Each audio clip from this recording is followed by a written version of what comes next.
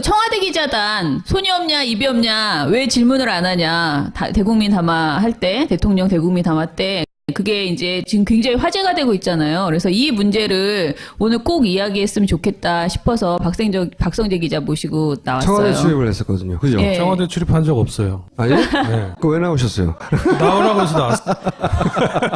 일단은 정황을 하나 말씀드리면 네. 그 이제 두 번의 대국민 담화 있었잖아요. 사과. 그런데 네. 두 번 다 그 질문을 하지 않기로 청와대 기자단이 미리 사전에 양해를 한 것으로 알려져 있습니다. 그런데 대통령이 이렇게 사과를 하면서도 기자의 질문 자체를 받지 않겠다는 태도는 당연히 너무 독선과 아집이 있는 거죠. 근데 이거를 기자단이 완전히 순순히 동의한 것은 저희가 보기에는 이거는 완전히 기자로서의 부끄러움도 모르는 행태이다. 아니, 그게 받아치고는 네. 있잖아요. 그러니까. 그게 다 받아칠 거면. 집에서도 다 받아칠 수 있는데 왜 거기 모여서. 그러니까, 아니, 속기사를 부르지. 왜 기자들이 앉아가 있냐고. 그러니까요. 자, 얘기해보세요.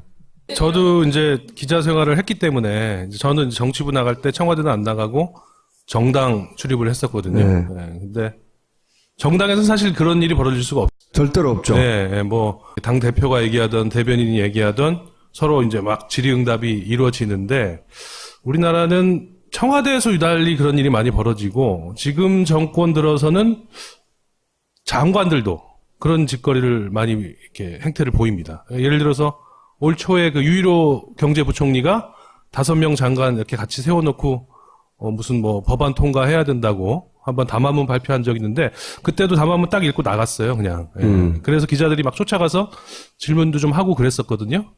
근데 이번에 보니까 제 후배들이 많이 있을 텐데 그 청와대 기자들 중에서 아무도 질문을 못 던지더라고요. 그래서 저도 보면서 생방송 보면서 좀 안타깝고 이거 저거 욕먹을 텐데 나중에 이런 생각이 들더라고요. 질문을 못 던지는 수준이 아니고 대통령이 이렇게 내려올 때 이렇게 가까이 왔잖아요. 끝나고 네, 나서 네. 움찔움찔 그렇죠. 이렇게 이거 어떻게 해야 되나 불편해하는 그런 최순실한테 느낌이 혼날까 들었어요. 모르는 거 아니에요, 나중에?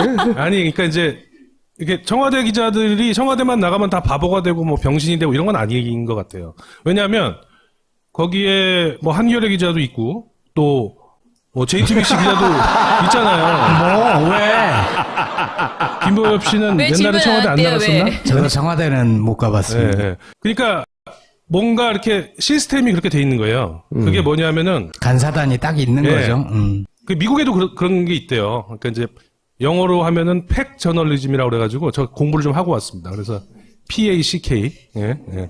우리말로 하면 패거리 저널리즘이에요. 그러니까 쉽게 말하면. 그래서 출입처를 중심으로 기자단이 만들어지고 그 대변인이나 공보관이 이렇게 딱 중간에서 기자들과 어떤 자기 장관이나 뭐 이런 공공기관장과의 어떤 이런 거를 주관하는 모든 거를. 그리고 그 룰에 이렇게 따르지 않으면 약간 왕따가 되거나 뭐 징계를 받거나 이런 시스템이 있지 않습니까? 이게 이제 예전에 노무현 정부 시절에도 이걸 혁파하겠다 그래가지고 기자실 개혁한다 뭐 이런 말도 나왔었는데 이 시스템이 가장 그 안 좋은 쪽으로 고착화되어 있는 데가 아마 청와대 아닌가. 제가 노무현 대통령 시절 기자회견을 좀 유튜브에서 모아가지고 갖고 왔어요. 네, 마지막으로 한 분만 질문을 받겠습니다. 여야의 대선자금의 공개를 촉구하는 의미에서 그 경선자금도 차제에 함께 공개하실 의향이 있으신지. 지금 이제 대선 자금 공개 뒤에 어떤 정치 개혁을 촉구하고 계십니다. 만약에 받아들여지 않았을 경우의 수순 어떤 구상을 하고 계신지. 그 탈군이 중요한 수단인지 그리고 상징적인 수단인지를 수단이라고 생각하시는지를 좀 말씀해 주시고요. 불필요하게 국정혼란은 원인이 되고 있다는 지적도 있고요. 그리고 국정현안에 대한 대통령이나 관련 장관들의 지나친 앞서가는 발언이나 답변이 오히려 그 시스템을 작동시키는 것을 마비시키거나 좀 편향된 방향으로 흘러가게 한다는 지적도 있습니다. 정말 불편한 질문을 하는 사례들이 너무너무 많아서. 저게 원래 정상이죠. 이게 근데 당연한 줄 알고 살았거든, 이 시절에는. 네, 맞아요. 기자, 이거 물어보면 당연한 거 아니야? 기분 봐도 할 수 없지. 생각해보세요, 그, 검찰들 불러가지고. 검사 와야 돼요. 걔들 다 어디 갔어, 지금? 그때 질문했던 게 우병우 아닙니까? 그러니까 사전에 질문을 하지 않기로 양해를 한다. 이런 식으로 됐을 때 그럼 기자단 쪽에서는 그러면 우리가 그 자리에 병풍 쓸 일이 없다. 그쵸. 그게 뭐 기자회견이야. 그 아래층에서 텔레비로 보면 되거든요. 그러니까 기자들도 거기 익숙해져 버린 것도 있어요. 그렇죠. 벌써 이명박 시작해가지고 8년째 이러고 있으니까 네. 누구 하나 나서가지고 이게 정상이 아니라고 말하기가 튀는 것 같기도 하고. 제가 오늘 여기 나오라고 그래가지고 네. 지금 현재 청와대 나가고 있는 모 기자하고 내가 통화를 해봤거든요. 네. 제가 좀 아는 기자하고. 그랬더니 예를 들어서 그런 상황에서 사전에 조율이 됐는데 누가 왜 이선 후퇴 얘기 안 하십니까? 라고 이제 질문을 하면 네. 약속되지 않은 그런 질문을 하면은 우선 기자들 사이에서 적어도 튀려고 그런 거 아니야? 그렇지. 이런 분위기도 형성이 된다고 하더라고요. 그리고 출입을 못 하게 되겠죠. 그다음부터는. 네. 박근혜 대통령이 그랬다잖아요. 야당 만날 때 노회찬 오지 말라고 요청했다잖아. 정의당 오지 말라고. 네. 노회찬을 찍어서 얘기했대요, 또. 노무현 전 대통령 때도 사실 약속대련이 없었던 건 아니에요. 네. 예, 이제 질문지를 줬대요. 이렇게 네. 미리 기자단이. 근데 이제 여기도 보면은 영상에도 나오지만 추가로 막 질문이 없는 질문 들어가고 나오는 거죠. 이제 네. 막 하다 보면은 또 노 대통령이 좀 말씀이 많잖아요. 많다 보면은 약간 이렇게 또 꼬이면 주거니 받거니 하고. 네, 그걸 또 주거니 받거니 하고 그다음에 이제 이렇게 라이브로 생방송으로 중계되는 거 말고 그다음에 이제 또 별도로 기자단하고 어디 무슨 행사장이나 이런 데 가서 아니 외국 나가서 이렇게 간담회를 할 그럴 때가 많이 있었는데 그때는 굉장히 프리하게 이렇게 약속 이런 거 없이 질의응답을 했다고 이렇게 얘기를 하더라고요. 심지어는 지금 기준으로 보자면, 야, 이런 말을 대통령한테 하고도 내가 살아남을 수 있어? 우리도 익숙해진 거예요. 이 정권에. 박근혜 대통령 별명이 예전에 수첩공주잖아요. 네. 그러니까 저 양반은 써준 것만 읽는 사람이기 때문에 질문해봐야 소용없다. 예, 내가 질문해봤자 어차피 말이 엉킬 것이다. 대답을 잘 못할 건데 저렇게 해봐야. 난처하게까지 내가 할 필요가 있을까라는 자기 검열 같은 거. 질문을 저렇게 길게 하면 네. 기억을 못해요. 그렇죠. 이게 큰일이에요, 진짜. MBC에서 이제 분위기가 다들 보도하니까 최순실에 대해서 자기들도 보도하고 싶은데 보도를 해봤어야지. 그런 얘기 들었어요. 예, 전화번호도 안 갖춰 있었던 상황이라고 하죠. 취재를 해본 적이 없으니까 최순실을 취재하려니까 시작점이 없는 거예요, 아예. 그래서 그냥 오늘은 어느 신문 기사를 가지고 보도를 만들까 이걸 회의하고 있다고 하더라고. 창피합니다. 참 부끄럽고. 근데 이제 MBC 요거와 관해 가지고 제가 이렇게 좀 글도 막 쓰고 그랬는데 지금 MBC 상황은 강아지로 개로 표현하면은 왜 언론을 막 개에 많이 비유하잖아요. 감시견이다, 애완견이다. 근데 애완견도 그 정도를 넘어가지고 이빨이 다 뽑힌 상태. 예를 들면 KBS는 그래도 아직 으르렁대는 기질이 남아 있기 때문에 잇몸으로라도 물러보는데 재갈을 물려놓은 상태라면 MBC는 이미 이빨이 다 뽑힌 상태다. 내버려둬 물지도 못하는군요. 혀만 남아 있는 거죠. 해고 무효 소송은 어떻게 되고 있나요, 지금? 복직은 될 것 같아요. 제 네. 대법원 남았는데 예. 1심, 2심 100% 그러니까 승소했습니다. 큰 이빨이 하나 다시 들어가는 거 아니에요? 글쎄요, 들어가가지고 제가 역할을 할 수 있을지는 잘 모르겠습니다. 다들 기자를 하실 거라고는 기대 안 하시는 것 같은데. 나왔던 이상호 씨도 들어갔는데 이상한 부서 막 헤매다가 정직 다시 사표내고 6개월 나왔잖아요. 2번 연속으로 맞고 회사 간떴죠, 예. 그냥. 계속 정직 주는 거 6개월씩. 저도 그렇게 될 가능성이 꽤 높죠.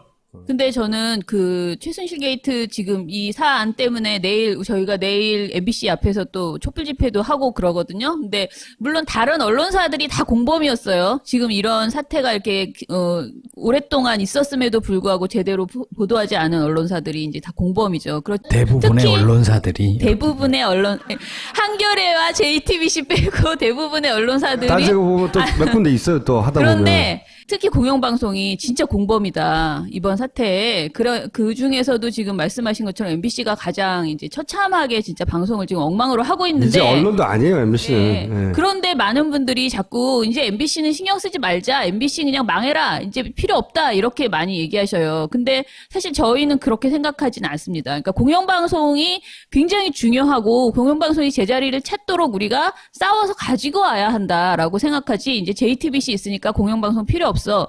이런 개념은 저는 아니라고 생각해서요. 지금 이 박근혜 게이트 이 상황 속에서 제대로 보도하라고 촉구하고 방송사, 공영방송사 안에 있는 양심적인 언론인, 정말 겨우 살아남아 있는 사람들에게 힘을 주고 싸워라. 이렇게 우리가 요구해야 되는 그런 시기가 아닌가. 그렇게 생각됩니다. 맞습니다.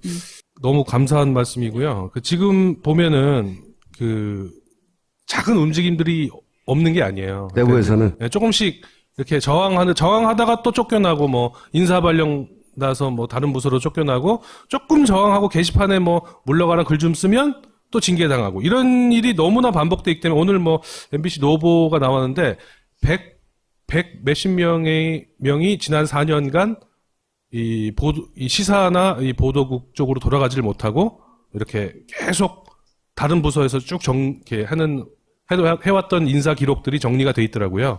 예, 그런 상황이 계속되어 있는데 그럼에도 불구하고 지금 조금씩 우리 후배 기자들이 이렇게 저항하려고 하는 움직임이 있습니다. 근데 그러면 어떻게 해줘야 돼요, 우리가? 근데 그거를 요새 이렇게 댓글 보니까 막 니들이 뭐 그래봤자 또 뭐 얼마나 가겠어 뭐 이렇게 막 조롱하시고 멸시하는 분위기가 있었는데 뭐 조롱 받아도 싸잖아요. 당해도 싼데 저는 이 얘기 드리고 싶어요. 예를 들면 우리 검찰 욕 많이 하잖아요.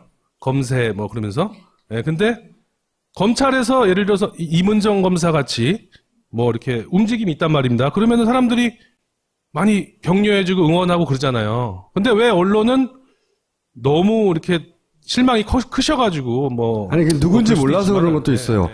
MBC 내에서 그럼 누구를, 이렇게 이상호 기자, 뭐, 혼자 하도 나대니까 알아. 근데, MBC에 누구를 그러면, 그 기자 빨리 다시 보도국으로 불러서 어떻게 해주라고 우리가 뭐 알아야 하죠. 그런 그냥. 기자가 너무 많아요, 지금. 그러면 그런 쫓겨나는 사람들의 기자. 명단을 좀 알려주세요. 그럴까요? 네. 그래서 예를 들어 사람들이 MBC 일단 욕한 다음에 이 사람들을 빨리 데리고 와. 이렇게 그렇죠. 요구하게. 지금 JTBC 뉴스를 이끌고 있는 손석희 앵커 있잖아요. 그리고 조금 전에 여기 나왔던 이상호 기자. 그 다음에 얼마 전에 여기 출연했던 자백의 최승호 PD. 다 어디 사람입니까? 예전에 MBC에 왔다 했죠. 그러니까 몇 년 전에 MBC는 그런 사람들이 곳곳에 포진되어 있는 막강한 방송사였어요. 그리고 그런 방송사였기 때문에 이명박 박근혜 정권이 MBC를 죽이려고 낙하산을 보내고 뭐 방문지 이사들을 막 뉴라이트 집어넣고 해가지고 몇 년 동안 파업한 애들 막 해고하고 뭐 징계하고 막 정직 때리고 뭐 쫓겨내고 막 이래가지고 지금 이 지경이 된 거거든요. 이빨을 하나씩 뽑아가지고. 그 부분을 기억해 주시면 저력이 아직 남아있기 때문에 조금만 이해해 주시면 그리고 시간을 주시고 저희 기자들이 다시 부활할 수 있도록 지금 힘을 모으고 있으니까 그 점을 좀 이렇게 응원을 해 주시면. 그 다음 시간에는 그러면 그 명단을 좀 알려주세요. 불러주시면 내가 또 나오겠습니다. 오늘 여기까지 하겠습니다. 감사합니다. 감사합니다.